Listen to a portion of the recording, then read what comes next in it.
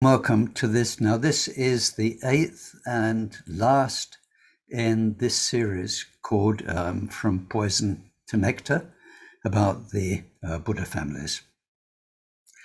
And so warm welcome to you all here just now, and to all of those watching this on YouTube, either catching up in the coming days or goodness knows when in the future.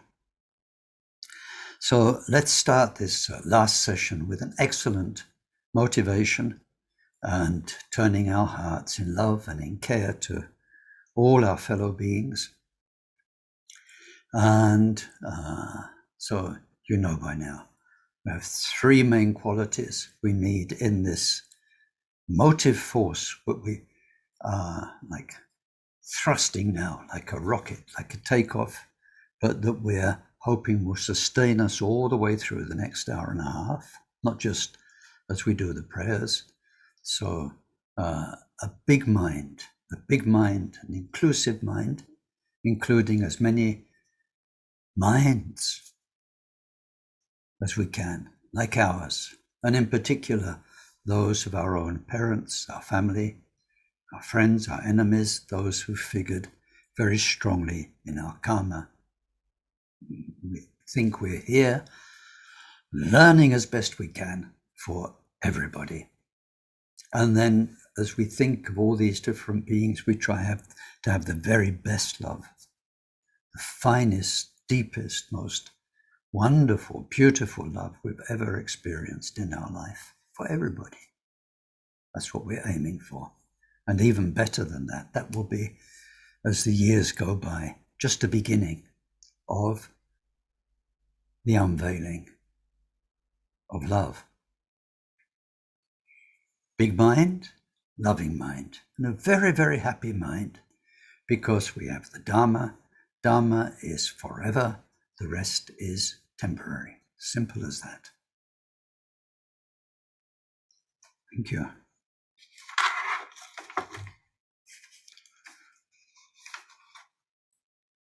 Sonje chodom soje chonam la jancho bado dane chapsunje. Dagi jenso jipe sonam je drola penchara sanje dropara sho. Semchen tamche dewa dang dewe judang dempara juche. Dongal dang dukngal ji judang tralwara juche. Dongal me pe dewa tampa dang men tralwara joche. Nyeren chadan ne dang tralwe, tanyom chembola ne paran jorechi. De ata shame shamawati shameta shadru. Om kurimam kurimarajite karota ke orita jowati olona oloyani bishuda nimale malapanaye kukure kaka grase grasana muki paramuki amuki shamedavane savagraha bandhanane nigrihita Sava bhava pravadina vimukta marapasha Savita buddha mudra nugatita Sava mare bhutsarita Parishuddhi biga shantu Sava mara kamani.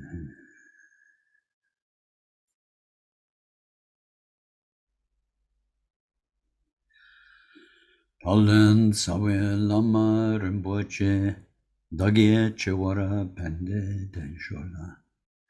Kadrin chempo gone chizongte. Kuson tuje madrup saldo sol.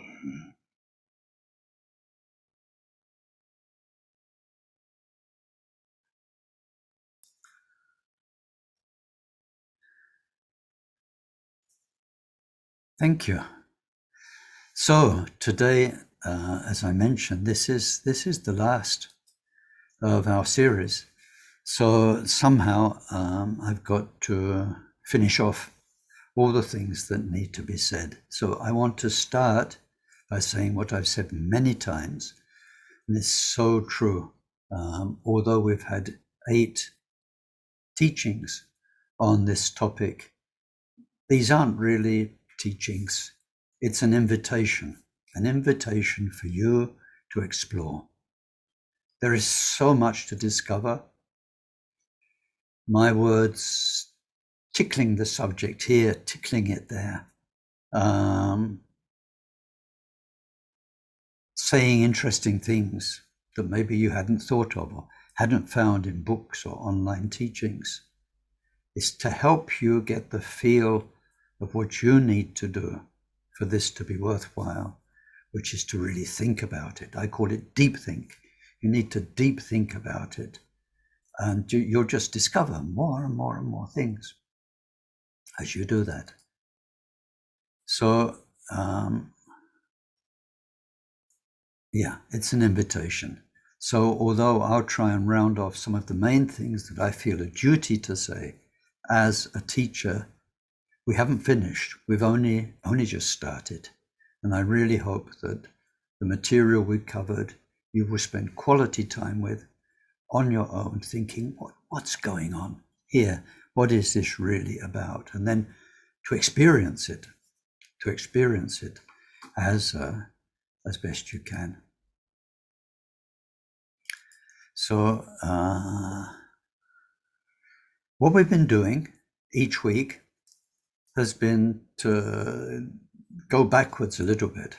It's a bit of a Sisyphus process. So last week, actually, we got sort of to the end of the 5 Buddha families. We got to the Buddha family up top, and I said some things about it. But now I want to backpedal. Oh, it's not really backpedaling, because that's on bicycles what you do to put the brakes on, but to pedal backwards so that let's return to the Lotus family. And what I hope is, because you've been thinking about these things and meditating on them and trying to bring them to life in your own mind, that as soon as I say Lotus family, your mind is going behind you to what we call the Western direction, which is always behind us, and that Lotus family, and then pooh, in your mind, Buddha Amitabha pops up, and the Pure Land of Dewa Chen and all of that. And then also the magnetizing energy that we've talked about. I hope you've been rehearsing. It's like rehearsing a play, a tragedy, a comedy, and we've got the East and the West. So now behind us, we looked quite a bit at this need to be loved, the need to be in other people's lives, and so on.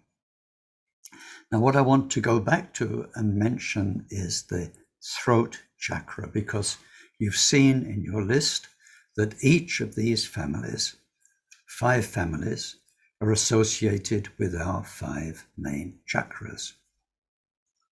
In our own school, or my own school of Tibetan Buddhism, Kamakaja, we don't talk much about chakras in public. My own teachers from 16th Karmapa, Akon Rinpoche, Taisituba, none of them approved of that. For us, most chakra work is done after there's very thorough preparation. Usually we do that through what are called the mundro, the preliminary, the foundation practices. And then we go to retreat. We do a couple of years of non-stop retreat, doing various deep practices. And then we really, we are stable enough. Our bodhisattva heart is so open, because for years, day after day, we've been living away from the world in retreat, totally giving our mind to the bodhisattva love. And that becomes stable, and our shamatha practice becomes stable.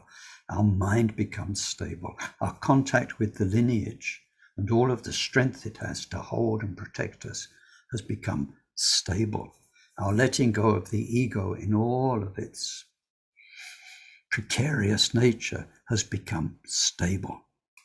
So at that point, if all has gone well, then we are ready to open up the powerhouses, which are these chakras and what they are. So here, they're just mentioned because they're in the teachings, but it's not as though we're going to explore sacred ways, Vajrayana ways, through all sorts of things, seed syllables, breathing exercises, and so on, to open them up. So today, the West, the Lotus family, Amitabha, and so on, is related to the throat chakra.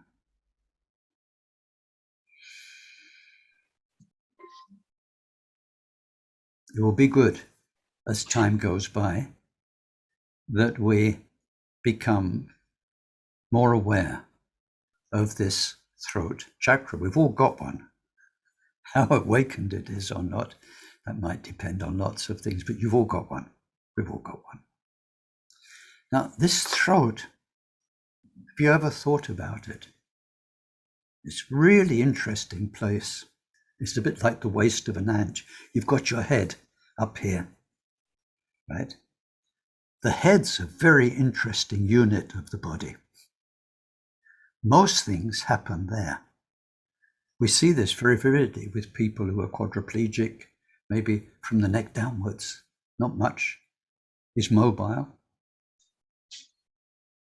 But the head is where we see, where we hear, where we taste and eat, and where we smell. And then in the head is this brain, which we know is so important. So important. So the head up here is a really powerful thing. With mindfulness, when we do mindfulness of body thoroughly, we start to become aware of these things. Now, in some ways, the rest of your body, from the neck downwards, is keeping your head going. We need to put food in, we need to digest it, we need to draw energy from it. And just a second. And so this is kind of, it's like the battery, this is the mechanism that keeps us alive.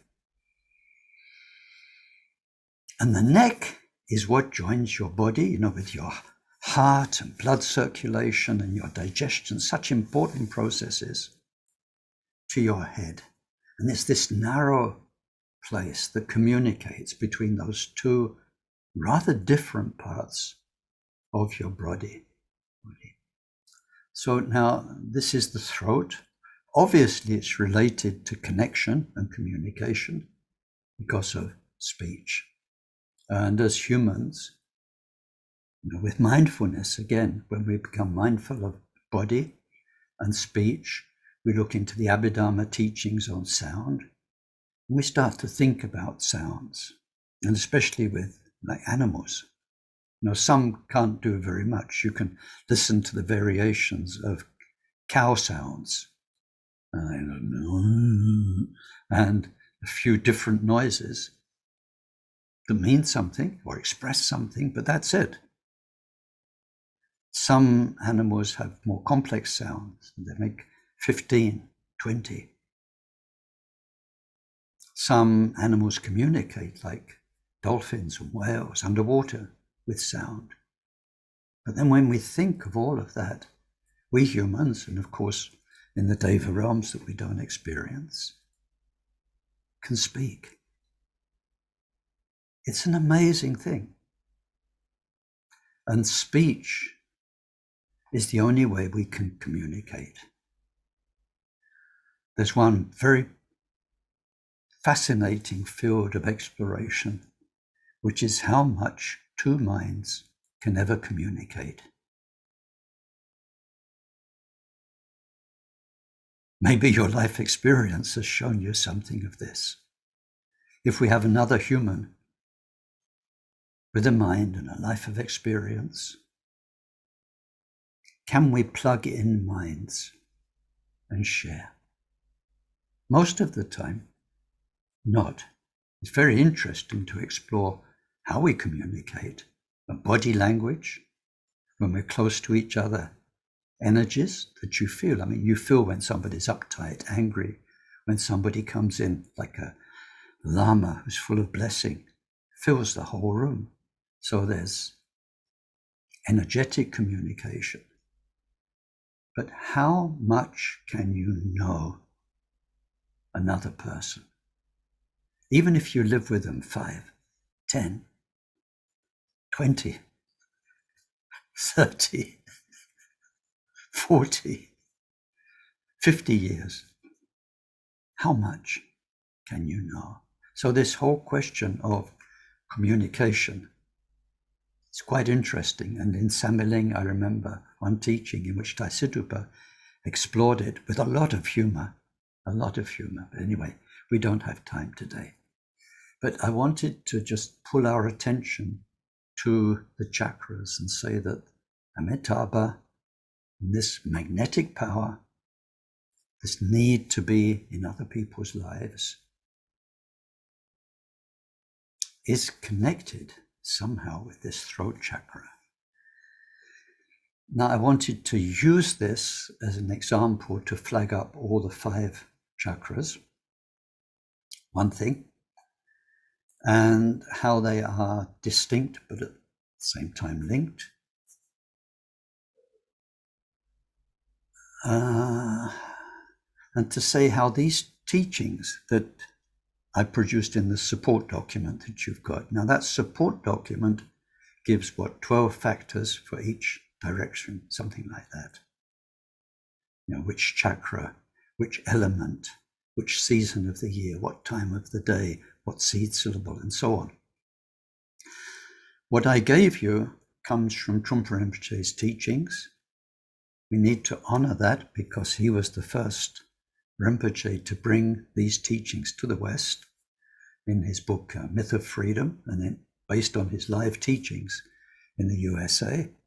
And he explored this in a way that Akon Rinpoche wanted to explore, but he never got the time or the money to do it, of making rooms with the colors of the elements, rooms where everything in that room conveyed the water element or the fire element or the space element, so that people could spend time in them meditating and start to get the feel of the elements, and then their deeper, higher octaves of these Buddha families and noble qualities, and the poisons as well.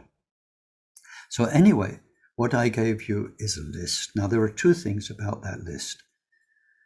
It's not the only list. When we come to the 5 Buddha families and the names of the Buddhas, then from one tantra to another tantra, there can be some variations. There's not one that's right. It depends which tantra you are practicing. So please know that this is what you've got is not set in stone. And then the other thing I wanted to mention is that, can you say, scholars have been in there. So some of these things are very natural. They come from the nature of our mind, the whole way body-mind is structured through our inner channels and chakras. They're natural expressions, like the elements, this side, that side. Other things, scholars have got in, and so they said, now we've got associations because the Buddha families or the obstructing walls of poison cover everything that we are, everything. So we have to include everything. Some of you have noticed that, the paramitas are in there. 6 paramitas, 5 directions. And then, what's the extra one? What's the odd one? How do we fit them? And then, there isn't a problem there. There isn't a problem. But if you think about it, and you really are exploring, deep thinking about these directions and the poisons, and how to go beyond them, how to get out of them, then you'll see that although we separate the 6 paramitas, and we say, yes, there is something, like with Ratna family, possessivity and wealth and so on, attachment to things, then generosity is very important as a remedy, yeah?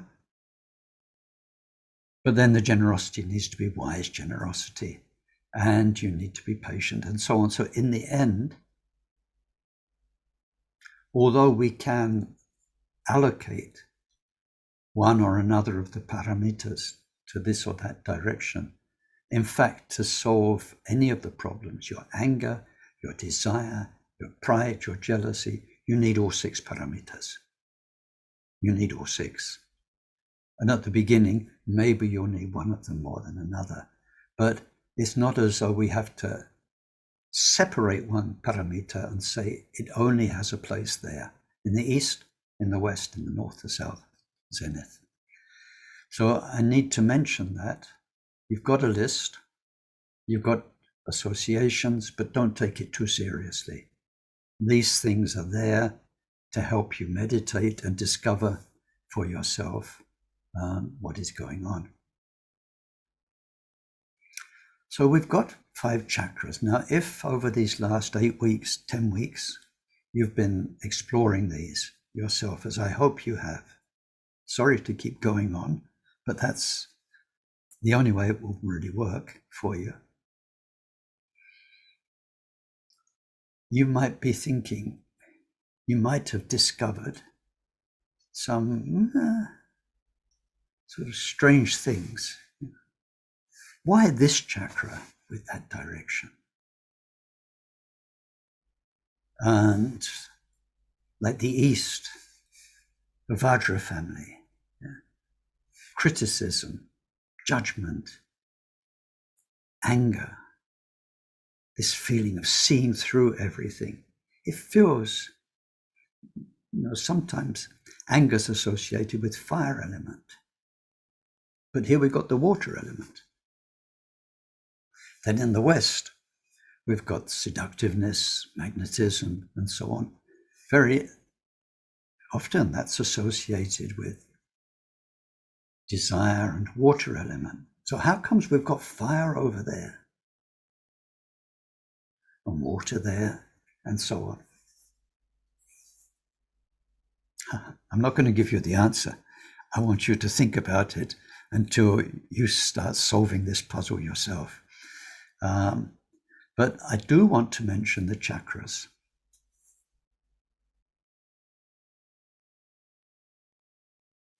The East, the Vajra family, in front of you. All that coldness and criticism and judgment and so on. How comes that's related to the heart chakra? Because your heart, how come that's associated with this? Normally you might tend to think of judging and criticizing as being very much associated with your brain. Ideas, we said it's so much related to preconceived ideas, inherited karmic ideas and attitudes and reactions to people. We might think of that as much more a head thing. So I think if you explore, what you'll find is that the chakra that is associated is what needs to open up to heal what is wrong. What is wrong are the mind poisons. So this hostility, this anger and criticism that we have associated with the Vajra family will go all by itself when your heart opens up. When your heart opens up to another being, and through that to many, many, many other beings, then it will be an opening of wisdom. We've seen that it leads to the mirror-like wisdom. And the more your heart opens to another, the more this very external form of criticism, putting people in groups with labels and condemning them because of their labels, putting them in order like in a caste system.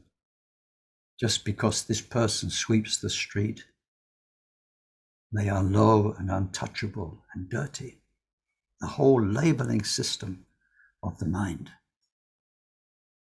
will disappear when the heart opens to the mirror-like wisdom that helps us understand the karma, the infinite history behind each person. How could they be anything other than what they are, with all of this lifetime and past lifetimes of history behind them? So when the heart opens with the mirror-like wisdom, then hostility has to go. It's the great remedy. So then when we come to the south and the Ratna family, and this, we looked into it more deeply, we saw that it was a sense of entitlement. It was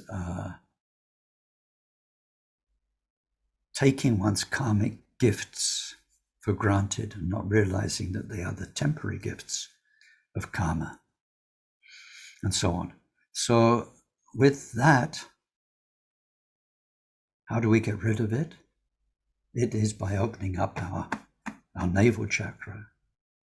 When the navel chakra opens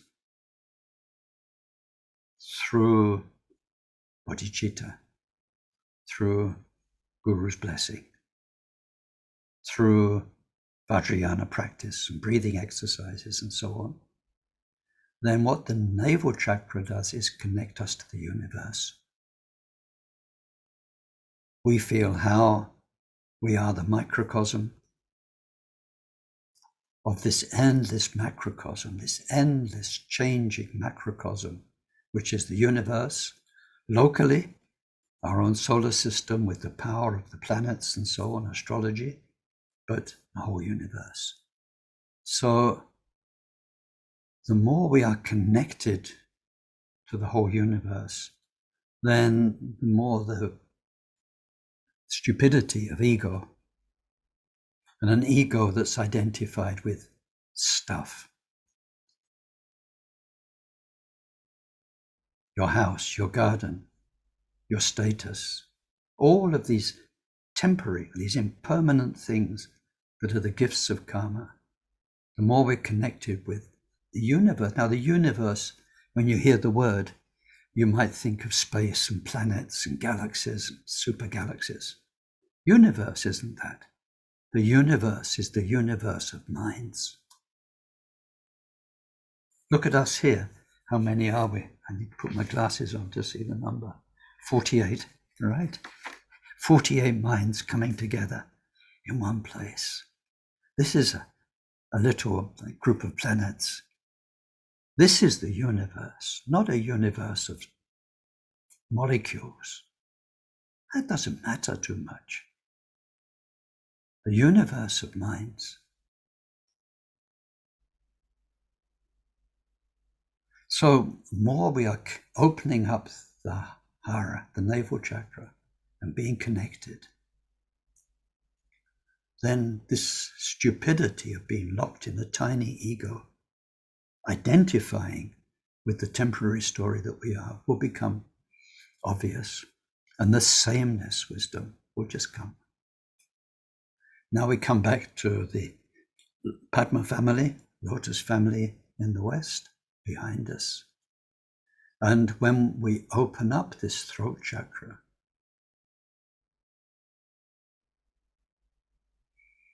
then love and compassion will be tremendous. It is why Buddha Amitabha is red. The red color of Buddha Amitabha is what is called the power of overwhelming compassion. Sometimes when you feel full of love and compassion, you might find you have a very nice sort of reddish pink glow in the cheeks. It's when your energies come alive, and you'll be flushed like a tomato because you love everybody so much. And so this opening of the throat chakra,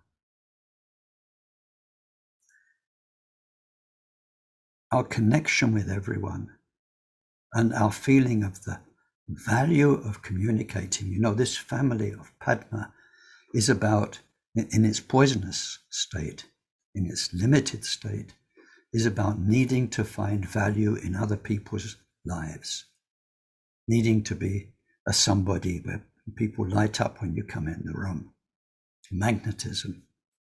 So when we really connect with others and that aspect of ego's neediness of other people and to be in other people's lives, that becomes tiny, tiny, tiny. It's seen for what it is. And we feel this being, that being, that being, another one, the tiny ant, the tortoise, whatever it is. They are as real as us. So the wisdom that comes is that wisdom, discerning wisdom, whereas we were using mainly the things of the five senses to attract other people, to make our home beautiful, to make ourselves beautiful. Now that wisdom is very universal. There are these and these phenomena, these things, this going on. There are these beings. How can that be rearranged so that this person's benefited and that one long-term benefited? It's no longer selfish wisdom. So that comes when we open up the throat chakra. And then we go to the north. So we've been there already, the north, the karma family. And so let's today explore that a little bit. We don't have a lot of time, but explore it a little bit. It's the element wind. When we explore that in Vajrayana, then we are exploring ourselves primarily, and we find that we have 5 main, what are called winds or pranas in the body, and these are also associated with our 5 chakras.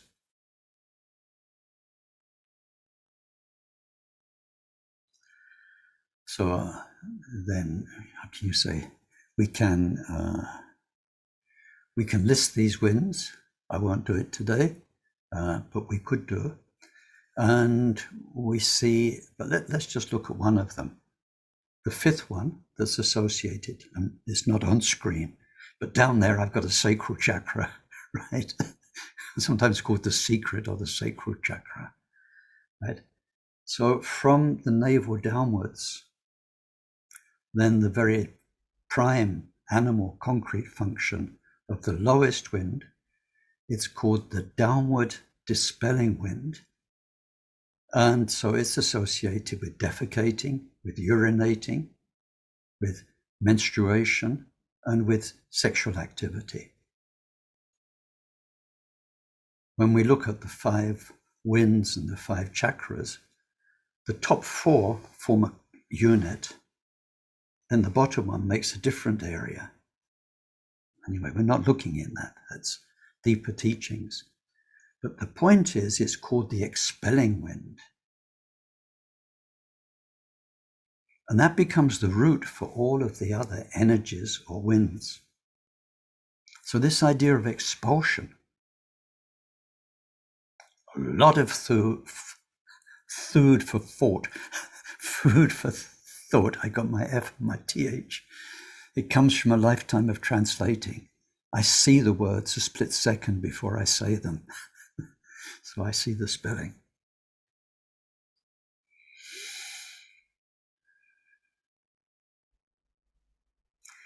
The north, the karma family, is associated with the time of day and the time of year.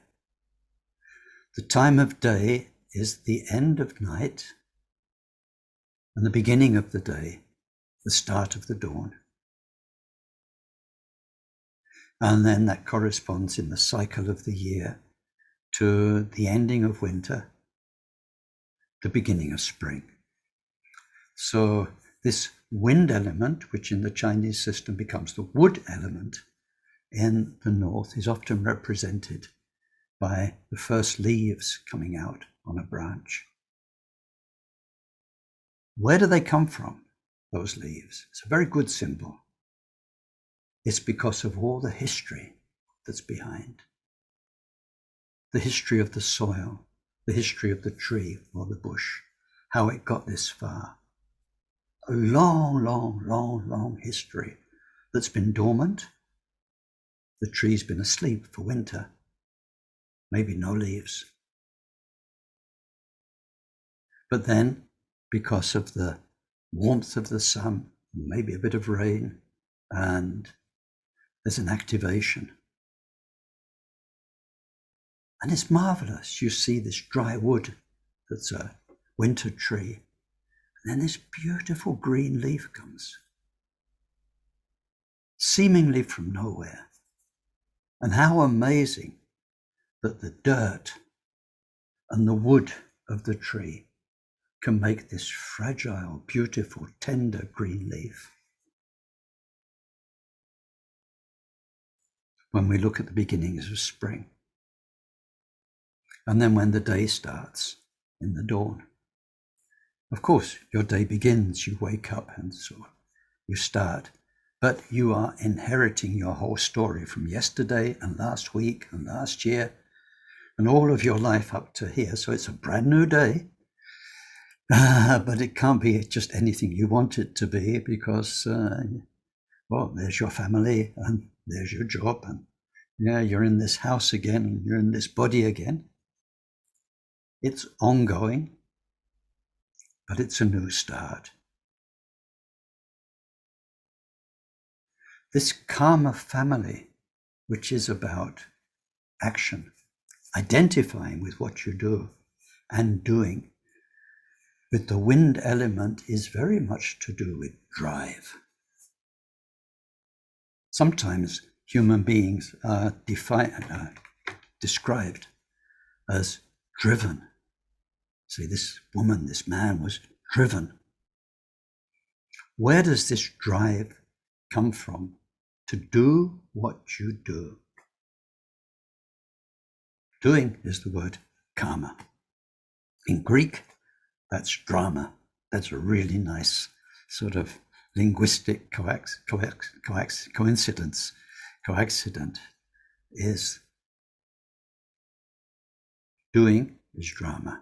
And in Sanskrit, it's karma.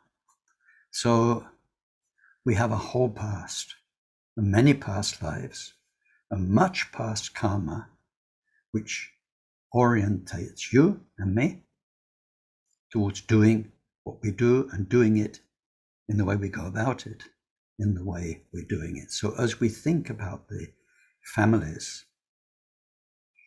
and the North, then we are thinking about this doing, but thinking about the association with the seasons and the day and being aware of the past, which has been dormant, and past karma, which has been dormant.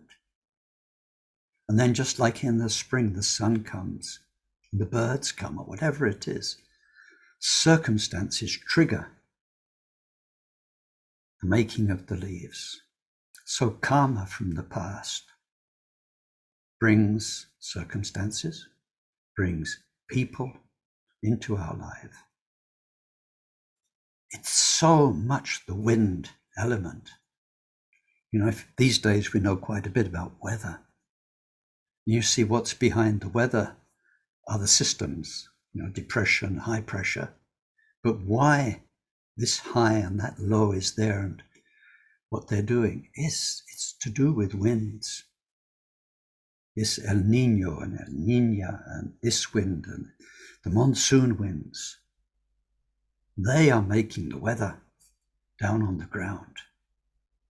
So our karma is this thrust, this drive from the past that brings this person into your life, that takes away the wealth that you had and then you're not so rich, or brings in some wealth And then if you win the lottery, you probably spend it all in 5 years and be back in the first, whatever. The wind, I call them karma streams, wind streams, sometimes with turbulence, sometimes a breeze. This is where we need to think, deep think, explore these ideas that I'm just flagging up. So, must move on. Now we're going to the last one, the Buddha family above us. Now, what's left to say there? Well, we saw last week that the obstacle that's preventing our awareness is ignorance. And we looked at ignorance, not knowing in general. But now the point I have to make very strongly, because we need to know the difference, is that there are two types of ignorance in the Buddha's teaching. One of them is karmically neutral. One of them is karmically harmful. In other words, the one contributes to making karma and the other, fortunately, doesn't. So last week, a lot of our initial exploration of ignorance, as what is ignorance and how it's a negative thing, is just you don't know. You don't know what you don't know. If that were karmically active, we're all finished. Because we're ignorant all the time of what we don't know. We're not knowing what we don't know every minute of the day. You'd be making rotten karma all day long. You'd go, you'd dive. It's too much. That not knowing, not being awakened, being in the sleep of samsara, in general, is not producing harmful karma. It's not a mind poison in that sense. Usually when we say mind poison, we are translating the Sanskrit term klesha. And we're looking at what does actually poison us. It's a very ugly word in Sanskrit. It really means corrupt, spoils, poisons, pollutes. It's a nasty term. So the ignorance of not knowing what we don't yet know is not a klesha. It's there. It stops us being awakened to our Buddha nature in all of its 5 aspects of wisdom, but it's not a poison. So now when we look at the relative level of what we need to work on, like we work on our hostility, we work on our passion, lust, and so on, jealousy. What have we got to work on with ignorance? So there we have to explore.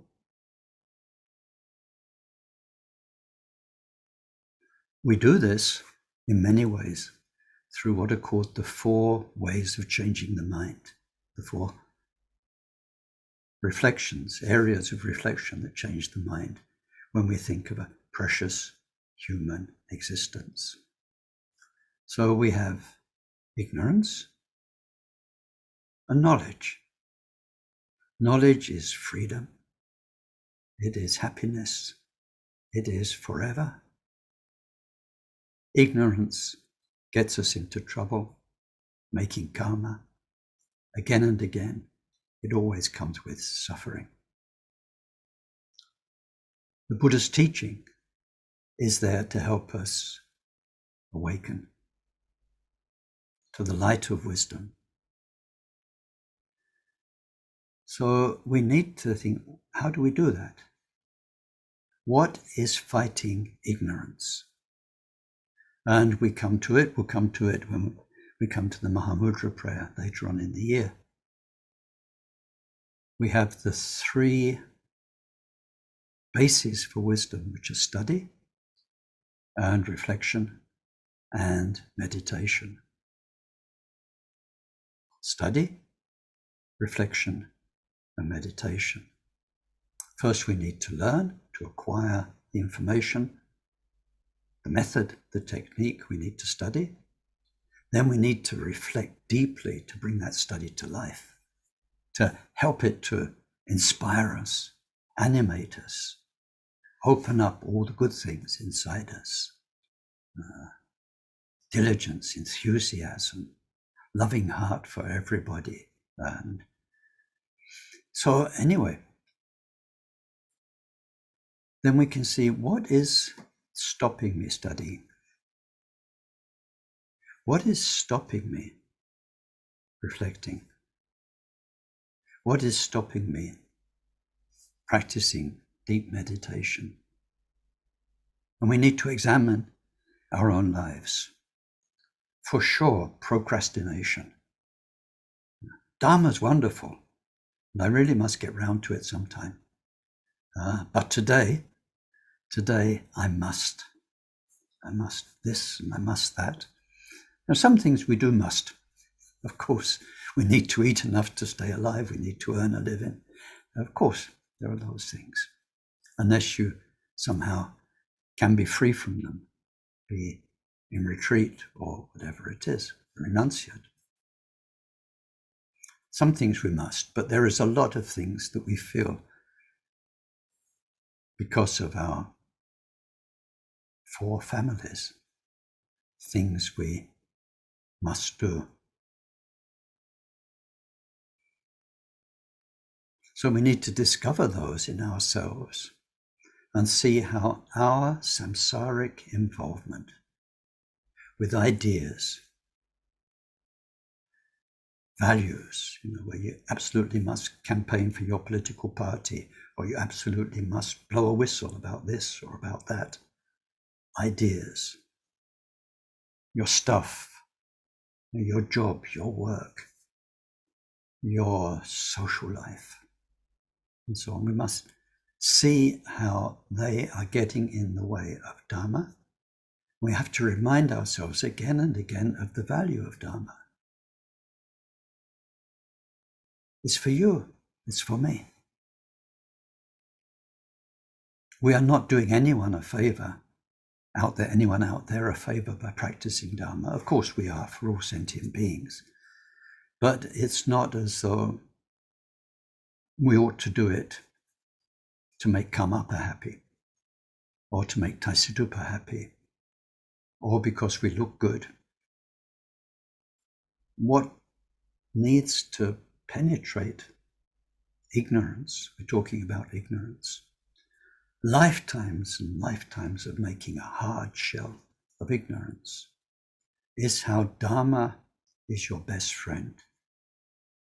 It's the best thing you can do for yourself and for everybody else, for this life, for all the lifetimes to come. It is so beautiful. It's why we do that sometimes long bodhisattva prayer. We remind ourselves, this is like food for the hungry, medicine for the sick, relief for the weary.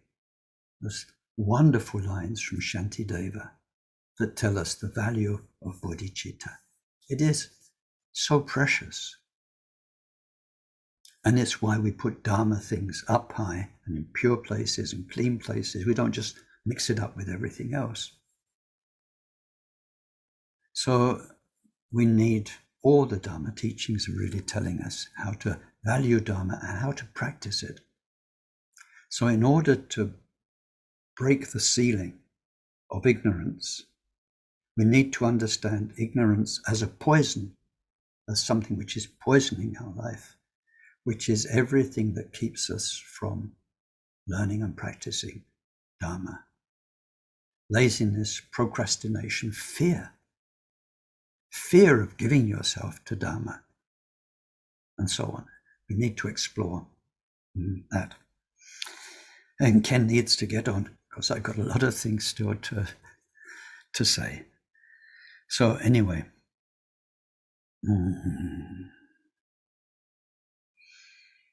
yeah, somewhere in all of this, I wanted to mention, I suppose it goes okay with this, we need to study and reflect and meditate, those 3 things.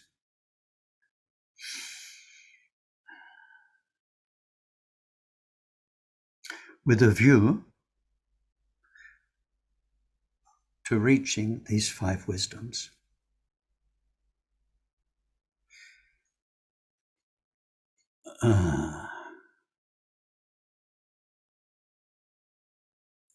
If and when you study philosophy and the different schools of Buddhist philosophy, then to see where the Tibetans sit, and then amongst the Tibetans, where do the Gelugpas sit and the Kajupas sit, Nimapas, Sakyapas,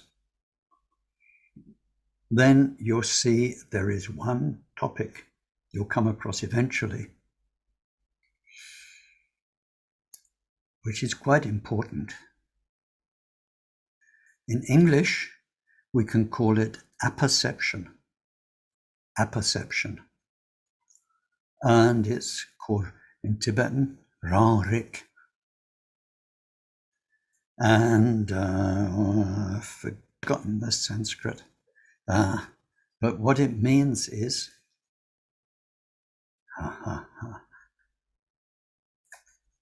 translator's dilemma. What it means is I have to find English words. And that's where all the trouble comes. Rangrik. Rang means self. In some religions, that means your true self. Self with a big S.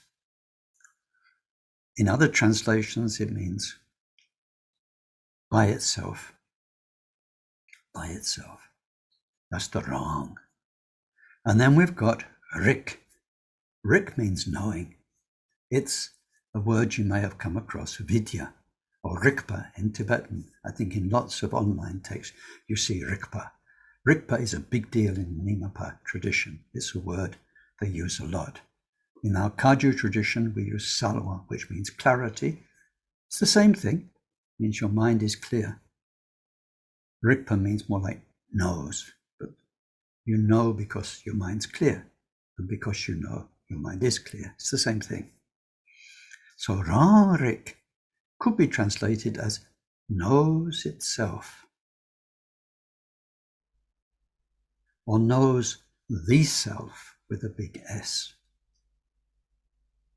Or is the Rang, the self, could be and is translated differently. It means when it's Rang, it does it all by itself. Nobody needs to come in and do something. No external factors, no external causes and conditions, which is the nature of samsara, causes and conditions coming together. Something happens all by itself. Rang, all by itself. So we can translate the Rang not as self, but as spontaneous, natural. So it becomes natural rigpa, natural vida, natural knowing. The nature of knowing. It's horrible for translators because there are just so many texts about this and they highlight different things. But the point is this, and the reason I'm talking about it is this, is that, and I hope it's not gone too philosophical all of a sudden and that you're sort of tuning out, right? If you are online in places like Facebook and you're reading some of the people who post a lot on Facebook and what they're posting about, then this Rangrik can be very, very easily misunderstood. So let me try and put it in a few minutes worth of explanation. Okay, you're a Buddhist, right? I think most of you are. And then what will happen? You have to be practicing mindfulness, is where it all starts. You can't get far without mindfulness. It's a basic tool. Mindfulness, then that leads to awareness. And then if you go through in secular mindfulness or in Buddhist mindfulness, you've got a watcher and a watched. So with a bit of training, you become a really serene, sort of pretty cool, good meditator, observer, And then all this stuff's going on, thoughts, emotions, feelings, and then your daily activities, the memory of them, what just happened, what he just said, what they just said, you're involved in this. But all of that's like a movie. It's like clouds coming through, and there you are, sort of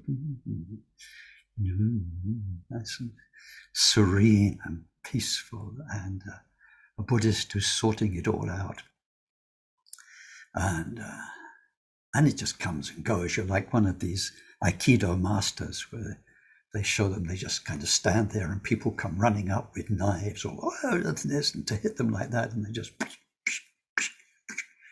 like this. Your karmic stuff doesn't get you anymore.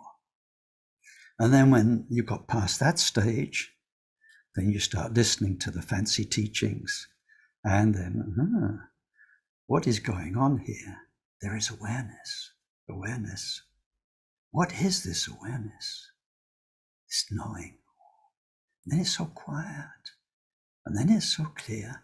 Gosh, this must be what the texts are talking about. I've been practicing shamatha so well. And then now there is this insight and this feeling of clarity, transparency. It's very nice. Maybe that's what they mean by bliss.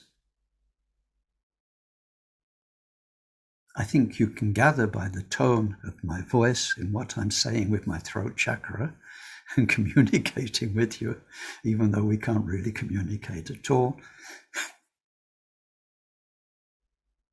that's a big mistake. Why? Because this little house in my, the drawing worked much better than I thought it would do at the beginning, this drawing. The little house of karma and our poisons and samsara is a house of consciousness. Consciousness. Vijnana.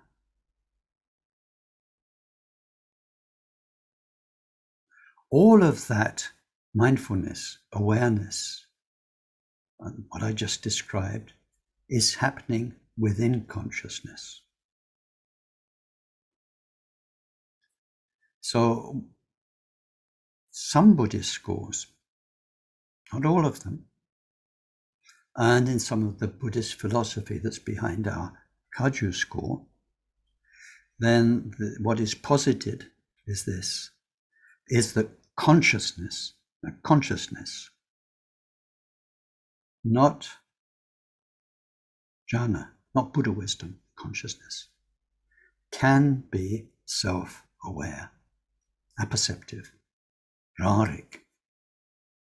And I think many modern meditators, if I can judge and say, think when they find this consciousness aware of itself, apperceptive, that they've found their wisdom and clarity of mind. Now, for sure,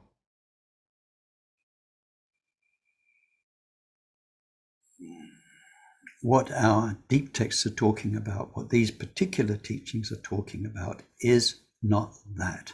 So one thing my own teachers like Khenpo Sultim and others pointed out very clearly is, look, when you just look at texts, you're going to find it confusing because there is rārik and there is rārik.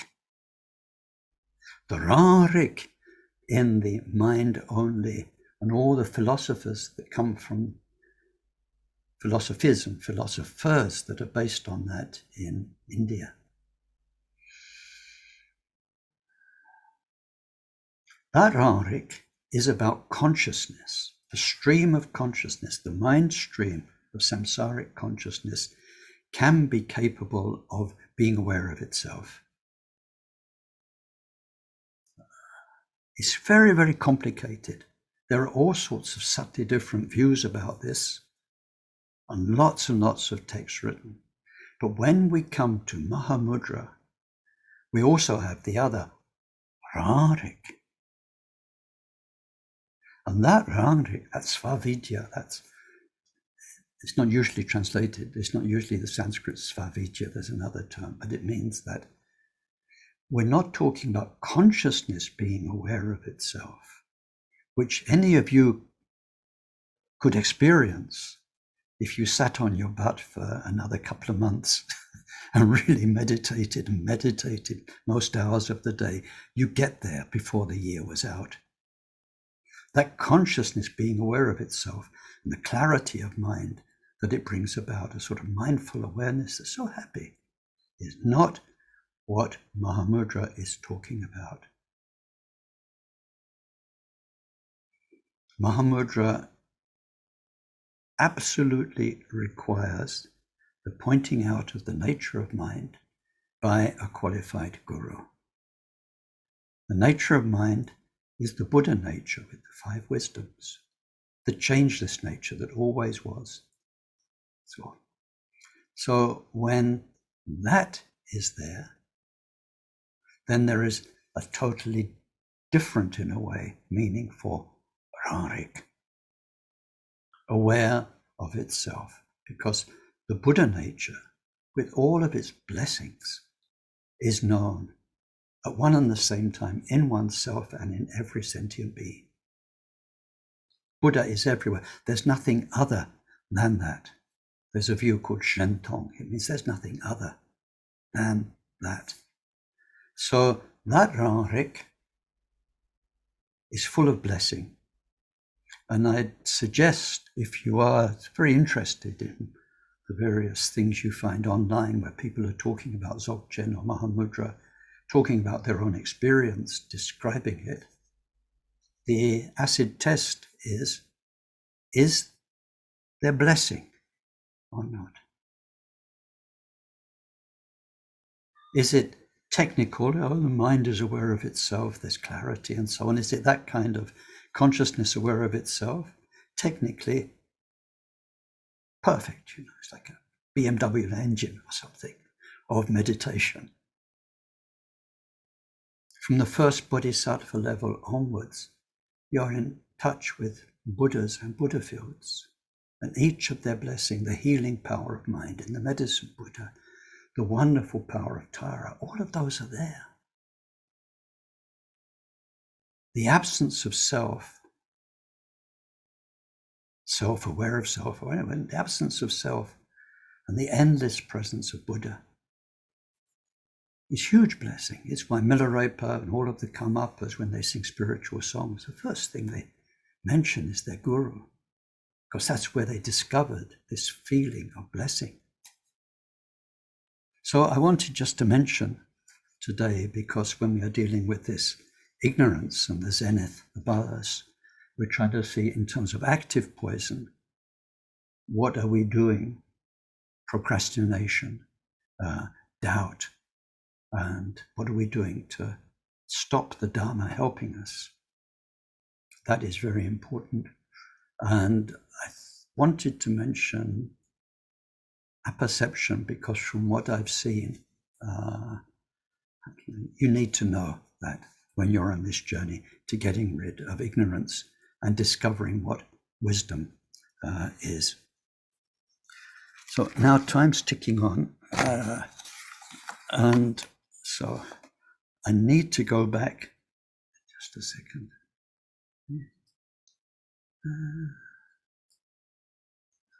I need to go back and go through, remember, we have the 5 verses from Patrul Rinpoche.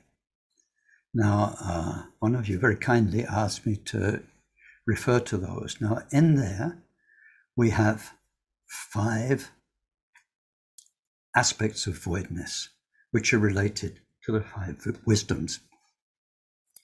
So I need to go through those briefly, and also to the attributes of our 5 families. So, you ready? There are not 5 Buddha wisdoms. There is the wisdom of the Buddha mind that from our point of view is very useful to see in 5 aspects. It's the same wisdom that can be like a mirror, that can be showing us the sameness, that can be giving us very specific understanding of how this is different from that, or that's showing us how to act, or that is removing the veil of ignorance by its blessing, by its presence. It's the same wisdom that has these 5 aspects. The basis of wisdom, a word we can change with wisdom because it doesn't mean anything else. What is the wisdom? You can say it is the wisdom of voidness, sunyata. What is sunyata? Sunyata is wisdom of how things are.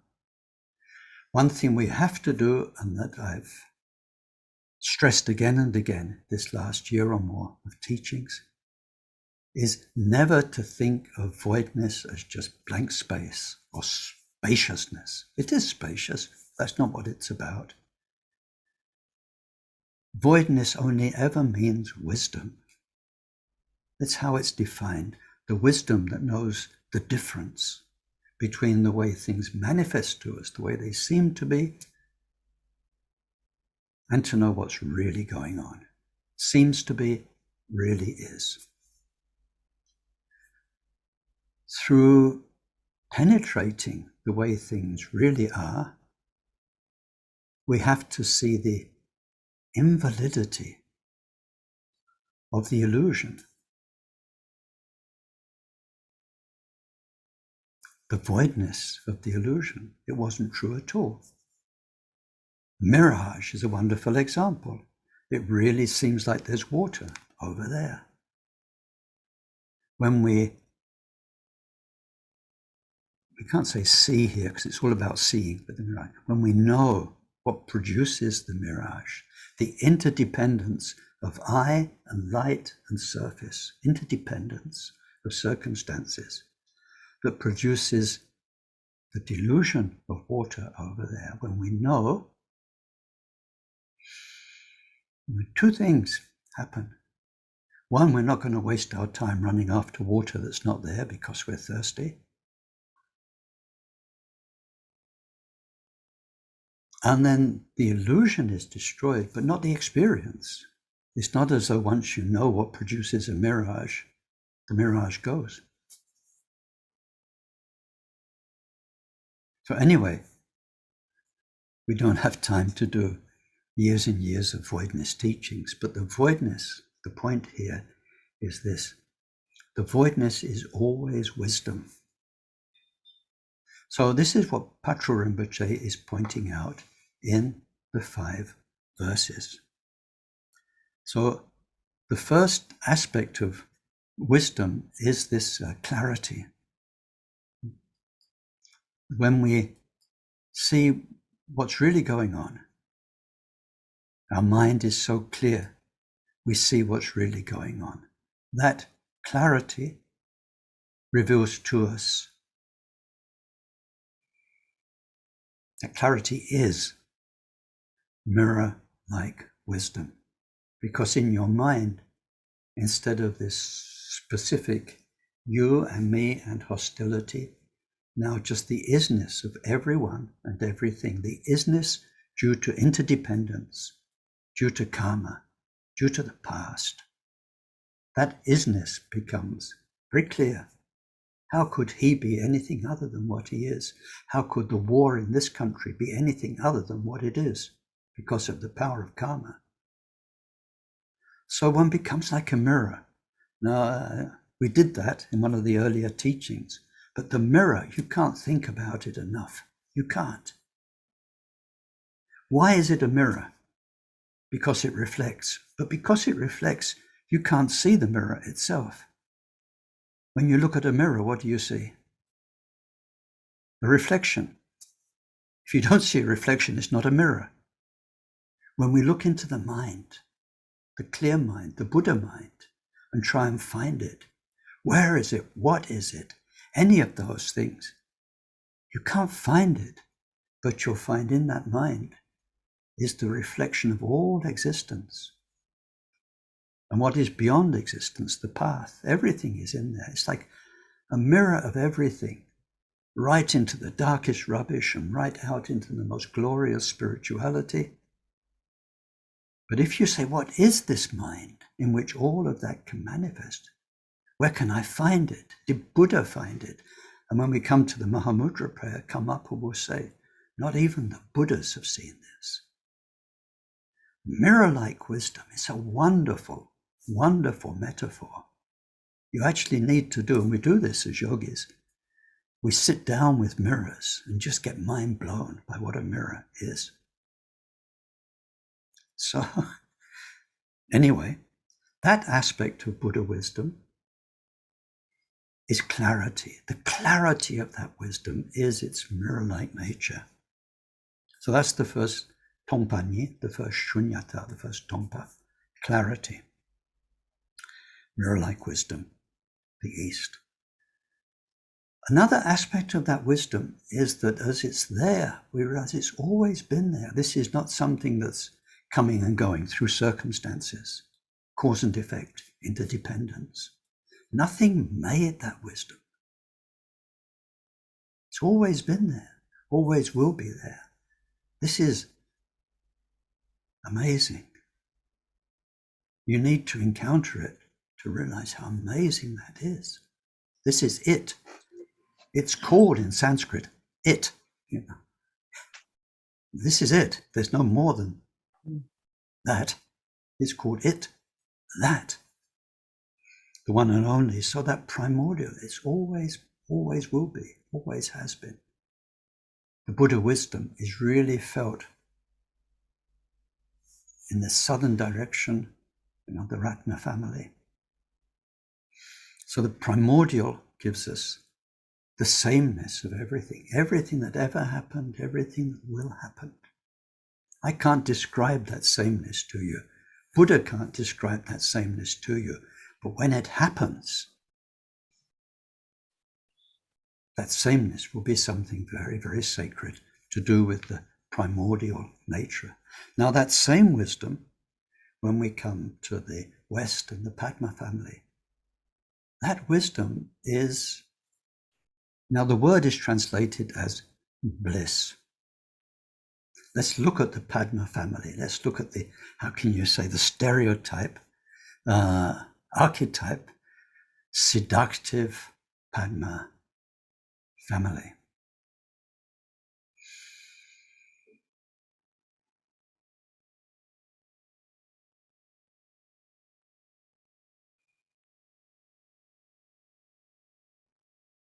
Sexuality.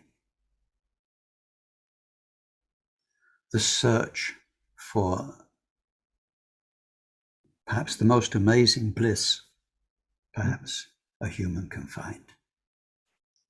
Doesn't last. I wanted, there's not time, but there's a Joni Mitchell song that's got fantastic lyrics. It's called A Woman of Heart and Mind. And but anyway, it says, one of the lines, which doesn't have bad language in it, it says, after the rush, when you come back down, you're always disappointed. Nothing seems to keep you high. It's very typical of Padma family. After the rush, when you come back down, you're always disappointed. Nothing seems to keep you high. So we have bliss. The bliss of lemon meringue pie, the bliss of making love, the bliss of Google incense. There are all sorts of sensorial, because we're with the Padma family, forms of bliss. None of them last. Nothing seems to keep you high. So when we come to what is Amitabha? And Dewa Chen means the place of greatest bliss. Again, you can't know that until you have the Buddha mind experience. But it is a happiness, it's always the same thing, that does not depend. No causes and conditions make that happiness. No other person makes it. No thing makes it. No juggling of the brain and all these chemicals, endorphins and everything makes that bliss. That bliss, whether you have a body, you don't have a body, it's primordially there. It is the greatest, most wonderful, most perfect happiness that could ever be. So call it bliss, call it happiness. I don't like bliss myself because bliss is kind of usually for us a temporary experience. It's a high. So this is a happiness. If we use that word, the word really fits. Well-being, health, it's got that side to it, to the healthiest ever mind. And it's like, anyway. So then now the same Buddha mind, when we come to the north, the all-accomplishing wisdom, that's part of the same wisdom. And so there, that's called voidness of mind.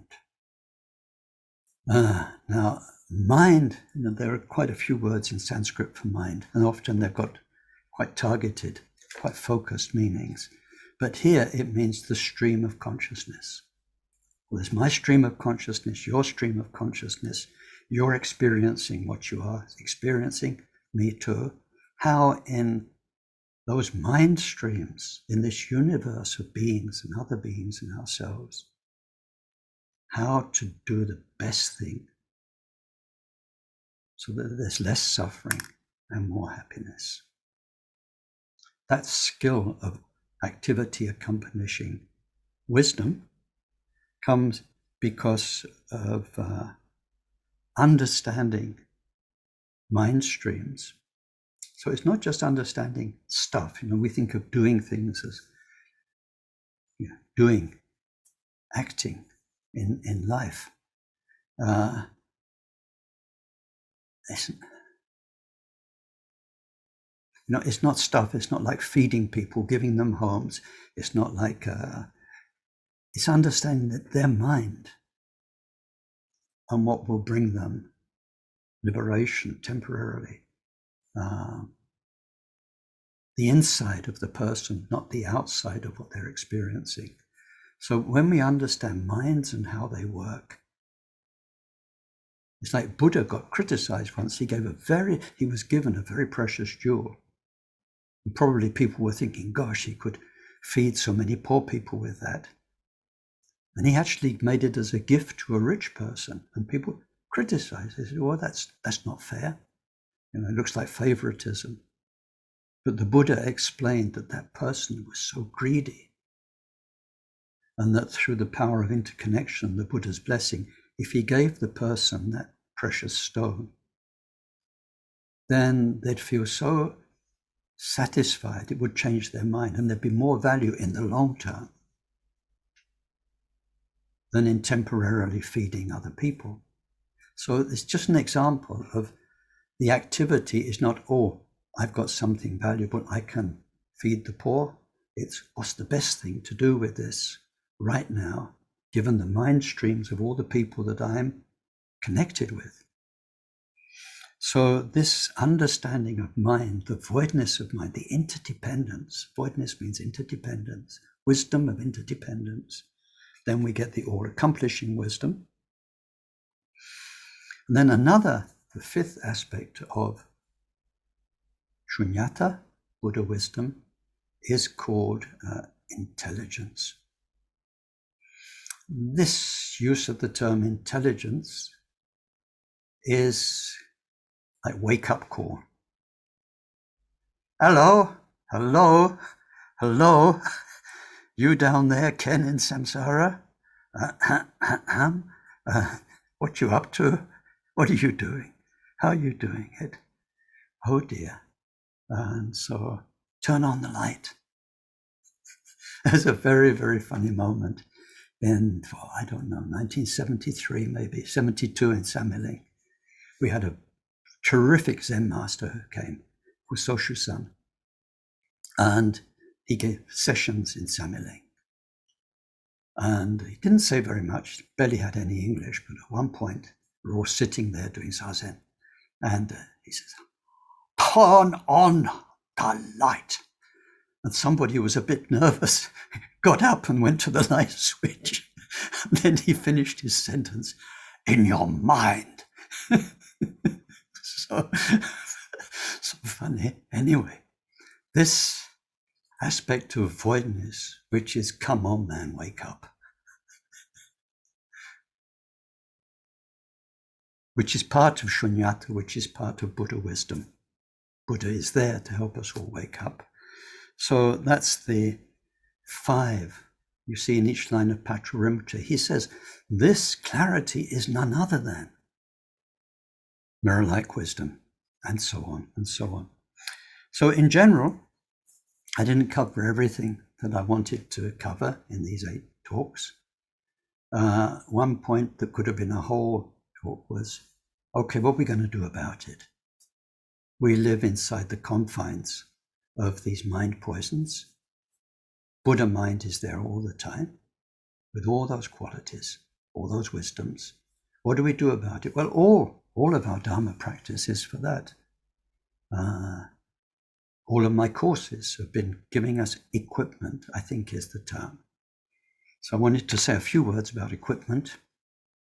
You know, some people say all you ever need is WD-40 and duct tape. And if it's falling apart, put it together with sticky tape.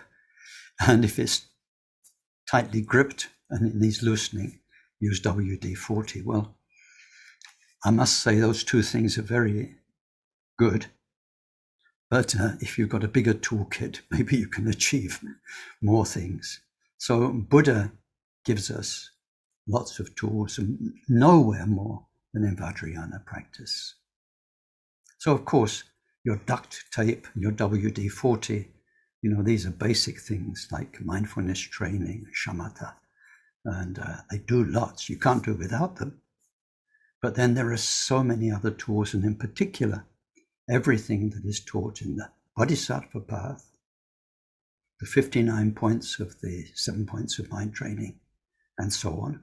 All of these help us, but what I want to say, because we can't go into those, is our helping ourselves to achieve the 5 Buddha wisdoms, Buddha mind, needs to be operating on 2 levels, relative and ultimate. So relatively, it's pretty good. We can start where we are, who we are today, what we're thinking, what we're feeling. We are given tools, many, many tools, to help us understand ourselves better and to change ourselves on a relative level. So we can work on the relative level, and we need to from today onwards with all those different bodhisattva tools. But then the ultimate level, how can we, we're working on what we are, on our consciousness stream, on what we are relatively. But if we just work on that and make it better and better, it could take hundreds and hundreds of lifetimes. So how can we open the doorway to Buddha mind? Well, that's what, in our tradition, the Mahamudra practice is about. It's a bit like digging a borehole in some ways. Underground there's water, on the surface it's dry. We could take away the whole surface, barrel load by barrel load, over hundreds of centuries, and then gradually it will become a lake. And you won't have any more earth to irrigate, but never mind, maybe it's not a good analogy. But even though we're living on the earth, we can dig a borehole down and down and down until we strike water, and then water floods up and changes everything. Brings harvests. You can have a bath when you want, and so on and so on. So Mahamudra is a way that while we are working on who we very really are in our stream of consciousness, we can open a doorway to Buddha mind. So that's why not the next course, but the course afterwards will be about the Mahamudra prayer, which describes something of what we're doing in Mahamudra. Another thing we are doing, because as you've seen over these last weeks, it's all a question of identity. We identify with our opinions, with our possessions, with our own charisma and nature, or with what we do. we learn to identify with who we really are, which is Buddha. Now, this is what Vajrayana practice is about in general. So our next course is about Chenrezig practice, where when you do the practice, you stop being you. Give yourself a holiday. So most Vajrayana practices in Tibetan start with Pompa Nido Jura, usually translated as everything becomes voidness, which is a lousy translation because it always was. But it means that in our own relative perception, we remember sunyata. Pompa Nido Jura. I have lovely memories of driving the 16th Karmapa and the previous Jamgon Control Rinpoche. Sometimes we went a long way and we came back at night. And then the Karmapa at one point, because he did it every day, would start the Mahakala practice. And he would be sitting there quietly, driving through the night. And then he'd say, Tompo Nido Jura. And then him and Jamgon Rinpoche, who knew the whole practice by heart, would go through it. And it was such a sacred moment. Anyway, it starts with Tompa Nido Jura. So we stop our relative world, and for the length of the practice, we become Chenrezig or Tara, or whichever one it is.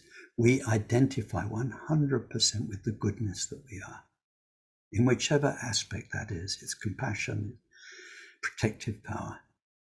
So Vajrayana practice is helping us. Mahamudra practice is helping us discover this mind and its true nature of Buddha. So anyway, I need to stop. And allow a bit of time for discussion and questions. So let's dedicate this formal part of today's talk. Sonam diye tamche zikpane, topnenye pedranam pamchene, je ganachi palap trukpaye, sipet sole drowa drowarisho. Janchup semcho rinpoche majepanam je jochik, Jepa nyampa me padang kome kondu parwarasho. Gewa diye nyududa chacha chempo trupjone. Drowa chikjang malupa. Deye sala kaparasho. Minjo lumpo kui tashisho. Yenla truchu songi tashisho. Tatra drime tuji tashisho. Jalwe ku son tuji tashisho.